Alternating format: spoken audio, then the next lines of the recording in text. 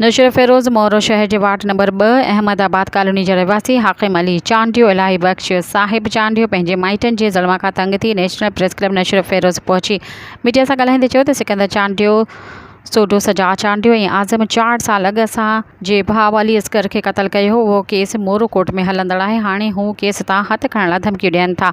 सचल दिलमुराद चांडियो वॾेरो सईद ख़ान हुननि सां ॿट बणिजी असां हुननि खां पैसा वठी हुननि खां जान खां मारण जी धमकी ॾियनि था। आज़म चांडियो सजा दिलमुराद बि धमकियूं ऐं कूड़नि केसनि में फासाइण जी धमकियूं ॾियनि था। हुननि पंहिंजे भाउ सादे खे धकणी असांखे 14 ॼणनि ते कुड़ी NC कटराई आहे। SHO गरी रिश्वत वठी असां ते कुड़ी FIR दाख़िल करणु चाहिनि था। असां IG सिंध SSP नशर फ़िरोज़ ॿियनि वस वारनि खे अपील था कयूं त हिननि ख़िलाफ़ क़ानूनी कार्रवाई करे असांखे तहफ़्फ़ुज़ ॾिनो वञे।